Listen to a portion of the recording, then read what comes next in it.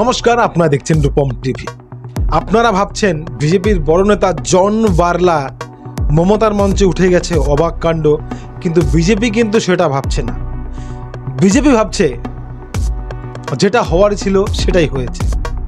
2024-এর যখন লোকসভা আসে তখন দেখা গেল জন বার্লাকে প্রার্থী না করে বিজেপি মনোজ টিগ্গাকে প্রার্থী করেছে। তখন থেকে জন বার্লা কেমন যেন একটা ক্ষোভ প্রকাশ করেছিলেন।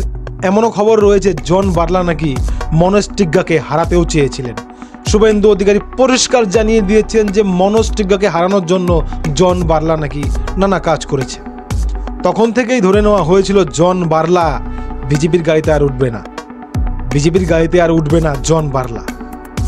সেই প্রত্যাশা মতোই সেটাই হলো। আলিপুর দুয়ারে যখন মমতা বন্দ্যোপাধ্যায় মঞ্চে, তখন দেখা গেল জন বার্লাকে। এই জন বার্লা উত্তরবঙ্গ ভাগ নিয়ে, মানে হাতে পকেটে কাগজ নিয়ে ঘুরে বেড়াতেন যে উত্তরবঙ্গ ভাগ চাই।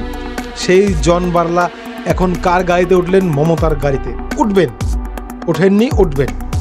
যে মমতা বন্দ্যোপাধ্যায় মানে উত্তরবঙ্গকে ধ্যানই দেয় না, সেই মমতা বন্দ্যোপাধ্যায়ের গাড়িতেই উঠবেন জন বার্লা। এমনই একটা ইঙ্গিত মমতার মঞ্চে উপস্থিত, যে মমতাকে দেখতেই পারতেন না তার মঞ্চে উপস্থিত জন বার্লা। তো এটা বড় কোনো ব্যাপার নাই, এটা হয়েই থাকে। আর লোকসভার আগে থেকেই জন বার্লা বিজেপিতে নেই, এটা ধরেই নেওয়া হয়েছে। তো এবার নতুন কিছু নয়, এটা হয়েছে। তো যে বিজেপি করার সে বিজেপি করবে, যে রাজনীতি করার সে রাজনীতি করবে। এরকম আসা যাওয়া চলেই থাকে, প্রত্যেকটা রাজনৈতিক দলেই থাকে। তবে যারা মন দিয়ে রাজনীতি করে তারা কিন্তু এরকম ঘটনা ঘটাবে না। তবে এটাও ঠিক, কারো সাথে যদি অন্যায় হয় সে এরকম একটা পদক্ষেপ নিবে। তো বিজেপিরও এটা দেখা উচিত যে জন বার্লারা কেন এরকম হচ্ছে।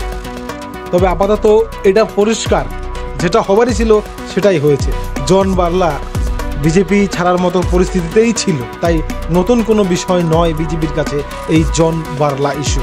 তবে একটা জিনিস ভাবলে খারাপ লাগে, যাদের সবচেয়ে খারাপ বলে তাদের কাছেই পৌঁছে যায়। জন বার্লা বড় উদাহরণ। উত্তরবঙ্গ ভাগ করবে তখন মমতার কাছে জন বার্লা একদম খুবই খারাপ লোক। জন বার্লাও জন বার্লার কাছে মমতা খুব একটা ভালো লোক নয়, এখন কাছাকাছি। তো রাজনীতিতে অনেক কিছু হবে। 26 বিধানসভা আসছে, অনেক কিছু হবে। দেখুন, লোকসভার এমপি হওয়ার কথা ছিল, এমপি এখন এই তৃণমূলের বিধায়ক হওয়ার জন্য দৌড়াদৌড়ি করছে। আর রাজনীতি ক্ষমতার জন্য অনেক কিছু হচ্ছে। তো দেখা যাক শেষমেশ কি হয়।